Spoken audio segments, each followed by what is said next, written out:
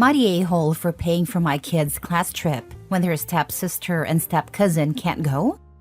My ex and I, both 30, broke up 8 years ago after our twins were born. We had only been dating for 14 months when she got pregnant, and we tried to stay together during the pregnancy to see if we could make it work for our kids. But then she met someone else, fell for him, and wanted to have a chance at love. The breakup was pretty smooth and amicable, and we co-parented well for the first couple of years. But then she met her husband, not the guy she fell for while we were together, and things changed. Her husband was a single dad raising his daughter, who was the same age as our kids, and she declared I would be responsible for including her like she was my child too, if I was buying gifts or doing anything fun with our kids. This led to a lot of problems, and now we basically parent separately instead of co-parenting.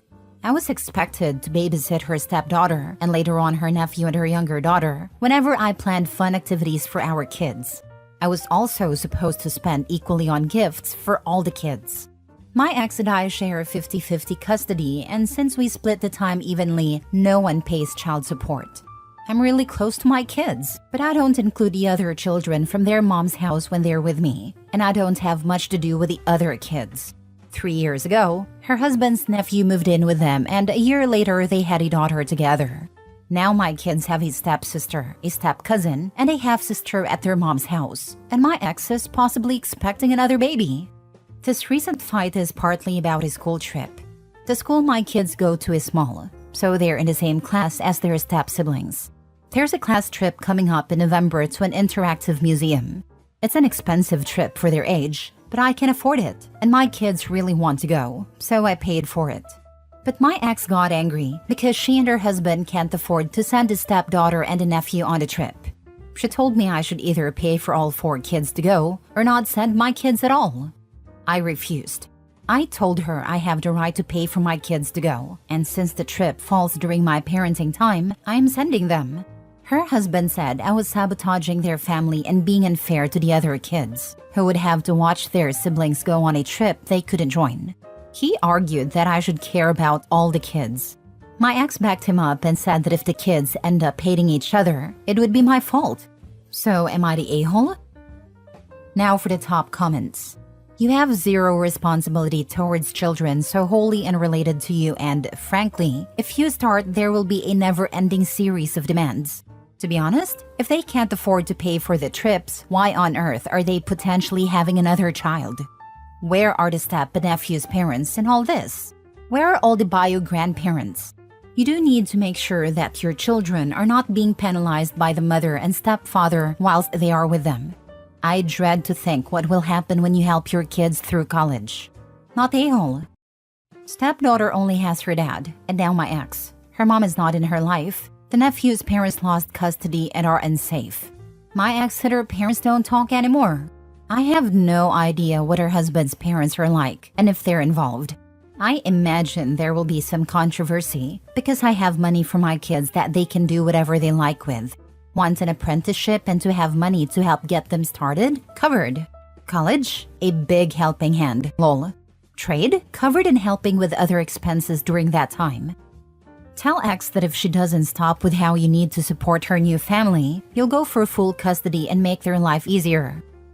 Not a-hole. Your ex made her decisions about how she wanted to live her life after y'all broke up. But that's the point. You broke up. You aren't responsible for funding those decisions. It sounds like you are doing your best to respect her wishes in general when it comes to the whole dynamic. Her wishes sound kinda messed up if you ask me. But it's not your responsibility to fund the children other than yours. Instead of asking you, they should be looking at ways they can tighten their belts to fund the kids that they are responsible for, and be glad that you are 100% funding your kids for this, instead of expecting her to pay for one half theirs too. Suggestion for them, not sure where they live, but one of them can take on Uber Eats on Friday and Saturday nights to fund a trip for the other 2 kids, if they can't think of any way to make extra cash. Those are options where we live. I did it during COVID because I found myself unemployed in 2020. Then I got better employment after a couple of months. Next story. Am I the a-hole for refusing to help my ex-wife after our son decided to live with me full-time? I recently got full custody of my son, and my ex-wife is furious about it. We divorced when he was 10, and originally we had a 50-50 custody arrangement. I've always tried to be fair, but over the past few years, my son has become more and more distant from his mom. One of the main reasons is that my ex has some pretty strict rules. I understand that she wants to raise him right, but grounding him for a month over one bad grade or taking away his phone for small things seemed a bit too harsh. On the other hand, I've always taken a different approach, focusing on talking things out and understanding his point of view, which he responds to better. About 6 months ago, my son asked me if he could live with me full-time. He said it felt like he couldn't breathe at his mom's house and dreaded the days he had to go back there. He also mentioned that he couldn't talk to her without getting yelled at. After discussing it with him and thinking about what would be best, I decided to support his decision. We went through the legal process and my ex fought hard against it. She accused me of trying to turn our son against her, but the court sided with us, and now he lives with me full-time. I still encourage him to visit his mom, but since the decision, he's only seen her a few times. Now, my ex is reaching out, asking for help because she says she's struggling emotionally and financially. She wants me to convince our son to spend more time with her, and has hinted that she needs money to cover expenses since she no longer gets child support. I feel bad for her, but I don't think it's my responsibility to step in. I'm already covering all the costs for our son, and I don't want to force him into a situation he doesn't want. I've suggested therapy for both of them, but she refused, saying this is all my fault and that I need to fix it. She's also been telling our friends and family that I'm being heartless by abandoning her in her time of need. Some of them are taking her side, saying I should do more to help her get back on her feet, especially financially, but I don't think that's my responsibility anymore. Not the a-hole, and anyone that says you should help financially, say that your money's going to your son, and thank them for volunteering to help her out since they want to get involved in a matter that has nothing to do with them. Not the a-hole, your money goes to your son. If they want to get involved, they can help her out themselves. She should be paying you child support, and tell her to downsize where she lives. She can get a smaller place, etc. She is not your responsibility. You don't owe her financial security. Not the a-hole. If she's struggling financially because of no longer receiving child support when she no longer has costs associated to the child, then she wasn't using it at all for the child, as it should have been in the first place. Or she's now paying for a place that has an extra room/space she can't afford. That could be true, but it's really not something OP is responsible for, not when she was the one alienated her child, driving him away to his father. Now, of course, it might become complex when other elements are involved, such as keeping a room for the child despite not having custody. But thing is, OP is already doing that on top of directly raising the child himself. That's carrying a lot of responsibilities as his. Next story. Am I the a-hole for refusing to sign a family contract during my dad's wedding? My mom passed away 4 years ago, and now my dad is engaged to Anne. Their wedding is in 3 months, and Anne has 2 kids, a 12-year-old daughter and an 8-year-old son. I'm 15. Both my dad and Anne see the wedding as a fresh start for all of us, especially since Anne's husband and her kids' dad also passed away. They think this is a great opportunity to start a new chapter together as a big happy family. They want all of us to not just accept the wedding, but also commit to being close, loving each other, and promising to always be there for one another as a family. Anne's son is excited about it, but her daughter is more hesitant.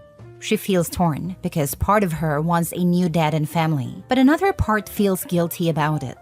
She shared this in the family therapy sessions we've been having. As for me, I'm not thrilled. I'm okay with my dad getting married, but I don't feel the same way about everything else they want. I don't love Anne or her kids, and I don't want another mom figure to take over the role that my mom had. I also don't feel comfortable promising to be there for Anne and her kids forever, especially since I don't think I'll ever actually love them. To me, this whole thing isn't exciting. It's just sad. It feels like a reminder that my mom is gone and that I'll never have my family back. I see this as my dad making a new family, but it doesn't feel like my new family. I shared these feelings with a therapist who suggested that we discuss this separately from Anne's kids. During therapy, my dad and Anne brought up this contract idea. Basically, they wanted all of us to sign a commitment to being a family. The therapist didn't think it was a good idea, but my dad and Anne insisted. They asked if we'd be willing to sign it, and I was the only one who said no. Anne's kids looked sad when I refused, and Anne seemed shocked, like she didn't realize anyone would say no. My dad was clearly disappointed, but he didn't say anything at the time. The therapist tried to suggest that the three of us, my dad, Anne, and me, talk alone, but Anne still refused. Later, my dad asked why I couldn't just say yes for his sake, and why I was refusing to do something that would make everyone else happy. He said that someday, I'd be glad that I agree because we'd all be close, and a contract would be a nice memory. Am I the a-hole for refusing to sign the contract? Not the a-hole. My brother-in-law and his second wife tried to do this when they got married and blended their families 10 years ago. The kids wanted no part of it. They didn't like each other, but the parents went ahead with the marriage and the family contract and stuff. Things never improved, and now brother-in-law is getting a divorce for the second time. Sounds like a big fight waiting to happen when all the kids hate it and don't like each other. Absolutely. Just to add my 2 cents, your dad shouldn't be calling this contract a little thing. It's a big promise to feel and act in a way you can't right now, and may never be able to feel or act. It would be way worse for your step-siblings if you did sign and then couldn't follow through. They're putting way too much pressure on you too. Honestly, it's possible that what they want you to do could happen, theoretically, but the more they try to force it, the less likely it is to happen. Yep, and I'm sure my dad and Anne's feelings would be hurt too if I did sign it and couldn't do any of it. Even without Anne's kids, I could see it being a big deal to them. But add the kids, and I know it would be a huge deal, especially if the kids' feelings get hurt. Not the a-hole. It's so sad that your dad and Anne are literally disregarding what both you and the therapist are trying to say to them. They cannot force you to have a relationship with Anne and her kids. If one grows organically, great, but forcing it will only build resentment and result in you pulling farther away. If this contract is really so minor, then why is your dad and Anne so pushy about it? Clearly it's not minor to them, nor should it be minor to you. Maybe tell your dad that if he'll agree to therapy alone with you, then you'll consider the contract so that there's a chance to talk more about this issue during therapy. They want it to happen so badly because they want us all to be on the same page about being a family. They see signing that as us being willing to make sure we become a nuclear family, and that we'll treat each other like we would a bio family. I don't know that my dad would agree to that. I think it'd make me say yes before even considering going against what Anne wanted everyone there and not leaving anyone out of therapy. Last story. Am I the a-hole for walking out of my own proposal because my boyfriend made my graduation all about him? A few days ago, something happened that I'm still trying to process. I'm 25 and just graduated from law school, which was a huge achievement for me. It took years of hard work, late nights, and a lot of stress to get through. So this was a big moment, not just for me, but also for my family and friends who supported me. We had planned a big celebration, and I was really looking forward to sharing the day with everyone who helped me along the way. My boyfriend, Tim, 28, knew how much this day meant to me. He's been with me through a lot of the tough times and has always been supportive. In the days leading up to the ceremony, he was acting a bit secretive, which I thought meant he was planning something sweet, like a dinner or a surprise to celebrate my graduation. I assumed it would be something thoughtful, but what actually happened was not what I expected. After the ceremony, we were at a reception with my family and friends, enjoying the moment. I was so proud of myself and grateful for everyone who was there. Then all of a sudden, Tim stood up, tapped his glass, and got everyone's attention. At first, I thought he was going to give a speech congratulating me on my achievement, but instead, he got down on one knee and started proposing. Don't get me wrong, I loved him and I do want to marry him. But in that moment, all I could think was, why now?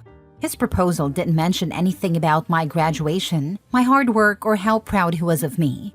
It was all about how we were meant to be together, how happy he was to lock me down, and how it was the perfect time for him to propose.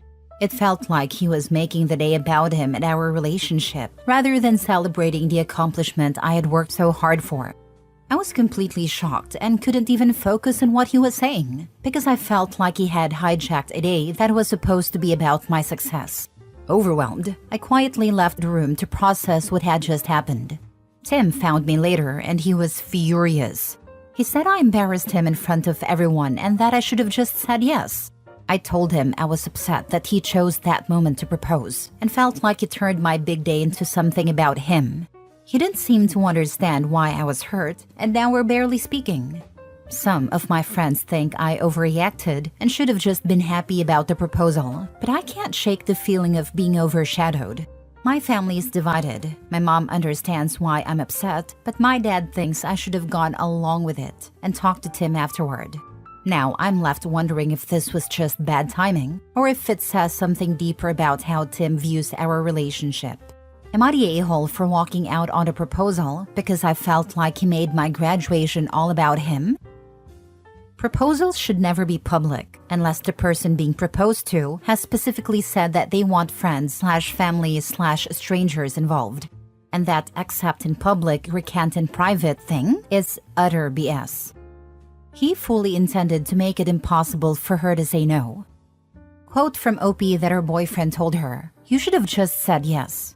He really was focused on himself, not really even them. Some of my friends think I overreacted and that I should have been happy about the proposal, but I just can't shake this feeling of being overshadowed. Some people are so desperate to live a fairy tale that they don't actually stop and think about how your boyfriend's timing turned a day that should have been 100% about your achievements into something as much about him. That's not okay. If they can't see that, it's on them, not you. As for your boyfriend, seems like he doesn't get it because he doesn't seem to understand that you're not just an extension of him and his life track. He's so focused on his own embarrassment, he can't even find space to consider your point of view. Not a great look for him, frankly, even if he is embarrassed or hurt. Not the a-hole. That is what I said, like I have no problem with marrying him, but choosing the day which I considered important to propose, and then making it all about him, was where I saw the red flag.